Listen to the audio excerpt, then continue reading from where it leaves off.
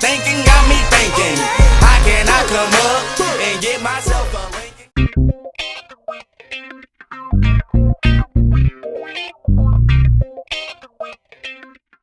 I mean, I'm replacing my top and stuff, so don't forget. I mean, I'm all, you know, all this stuff's getting replaced, so I wasn't, you know, it's not gonna hurt anything even if you have a nice car. But if you want to put a sheet up here, I actually have a mat right here that's laying on, but you know, it is what it is.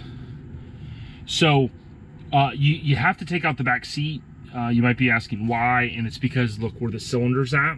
You can't get to this fitting right here or to this without taking out the back seat. So what I'm gonna do now is I'm basically gonna take out this cotter pin, take out a flat screwdriver, kind of peel that washer off, knock that pin through, you know, I say knock it through, finesse that pin through, and go on the other side. You can kind of see up in there. I'll get in the trunk and I'll do the same, you know, to take that side of the cylinder. Well, the one side I showed you was already off, so I think we're good. And literally, like I said towards the beginning of this segment, I'm not so concerned with, you know, just taking the lines off. I'm gonna save some time by literally going and just taking everything out. You know, take the cylinders out, peel the lines back, and then right after I peel the lines out, I'm gonna run the new lines, kind of lay them right where they were at, and then I'll kind of get in there in the trunk and I'll put the new cylinders in, hand tighten everything. I mean, literally just kind of go step by step.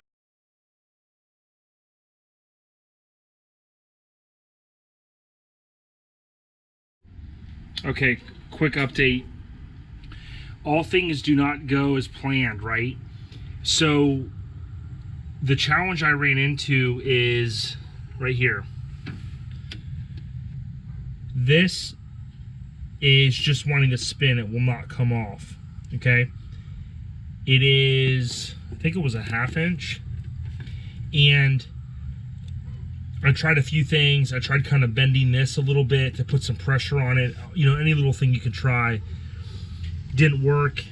Don't want to waste much more time. There's 6 bolts. There's one here, one here, one here. Looks kind of eaten out here, pretty bad. Okay. There's one here, there, there, and that's the 3 on the black, right? You take those off, this whole panel comes out like this. Let me see if I can lock this in. And then you can get behind there. But if you were doing this job for the first time, you might be like, oh my goodness, it's a total disaster. It's not.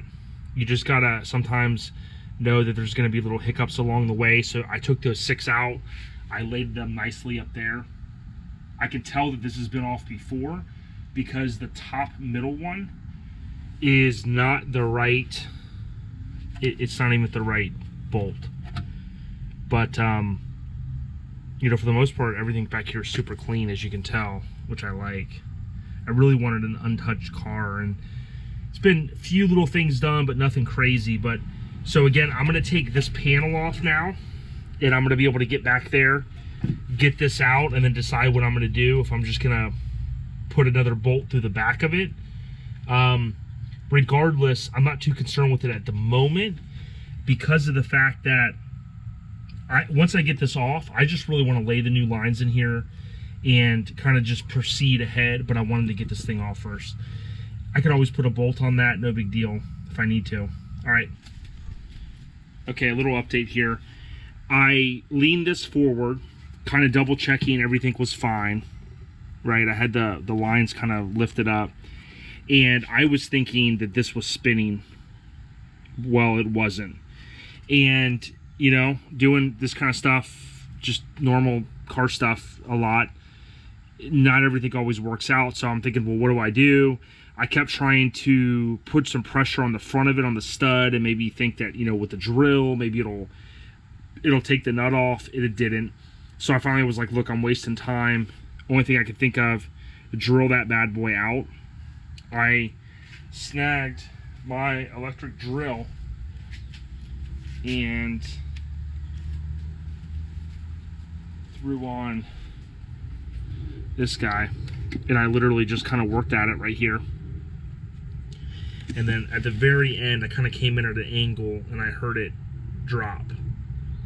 So let's take a look. I haven't actually looked at it yet. Lift this up. Solenoid's off. Okay. Now what I can do is let's try to readjust this.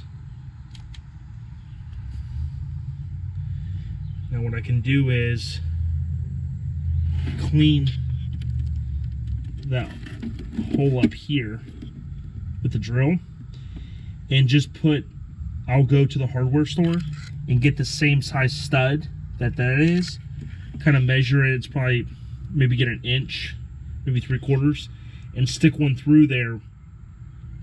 And before, which you'll have to end up doing, and I assume that I'll never have to, it's probably gonna be a long time before this ever has to be done again, if at all.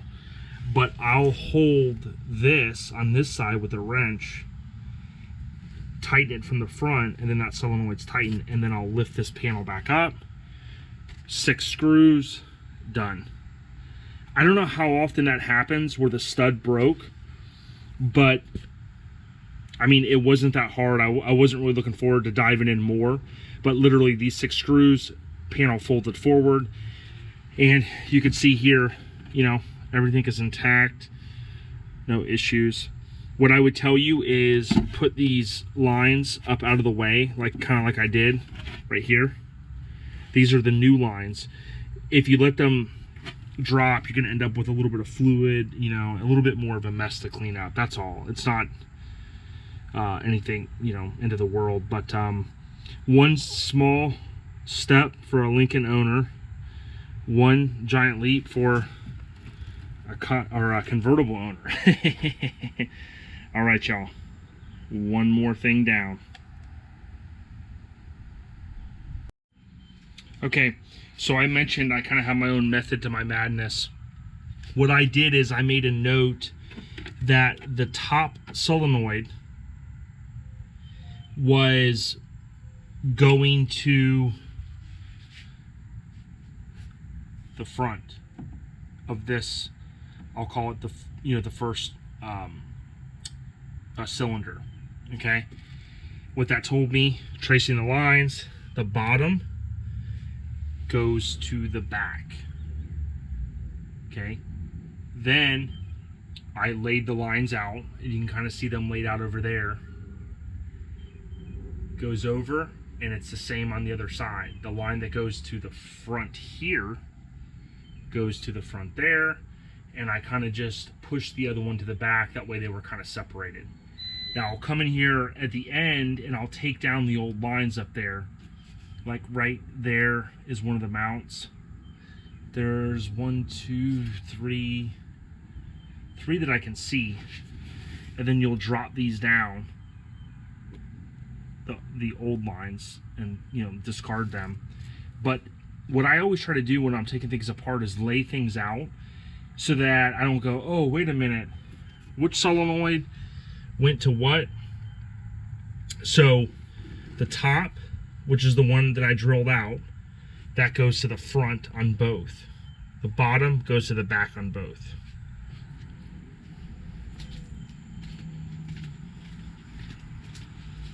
Right, and then I know a few minutes ago I said this, but what I did was I literally came in here, I took flathead, took that out.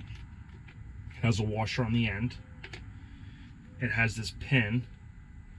Put the flathead in, finesse it out that way. Okay. I know what line goes here because I said I fed it through, that way I don't get confused. I did that on both sides. Then, if you remember, I'm taking all this out together, so there's no need for me to take off that fitting. You can't, or the cylinders, let's just say the cylinders come in this way, all right? Now, one thing I noted, I think I did a side-by-side photo, but again, using that basic logic, looking at this, the cylinder's going to go in. Let me lock this. So using that basic logic, the cylinder's going to go in this way, obviously, because you've got this piece here where it comes out, and I know what line goes here, and so on and so forth. But it is worth noting that they did send new bushing spacers. I don't know what those officially are called. So it looks like that, you know, those will sit almost like, if you remember here where I mentioned you don't have to reuse the old ones. These almost look like new versions of what will go in there around where I just showed you. Again, nice lightweight. Those things will sit in just like this.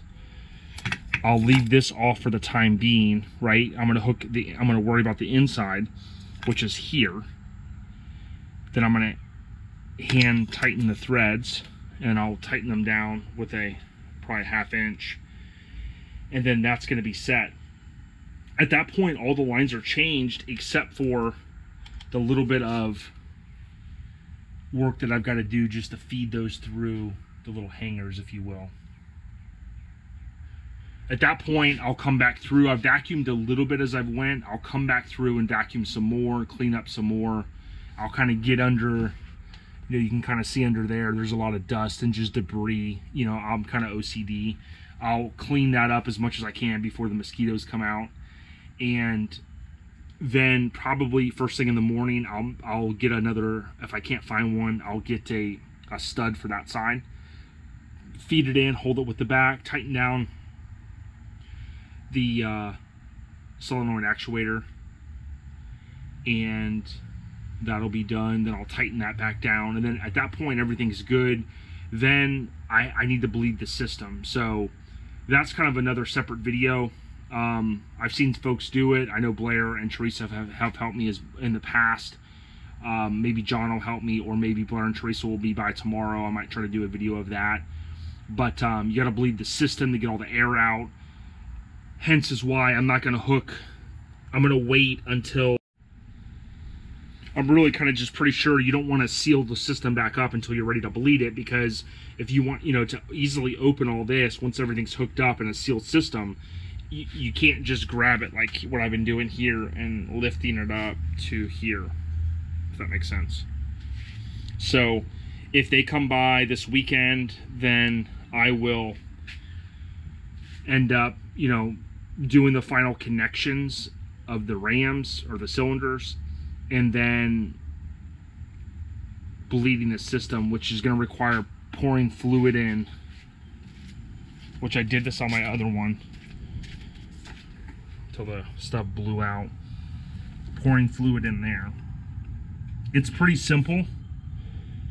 If I remember correctly, we used a funnel, some sort of little funnel, and you dump it in, and then you pick up power back here and you bleed it the one way. You know, you gotta get it to go the one way, the other way. It gets all the air, and you fill the system up. So we'll see. But on to these next cylinders.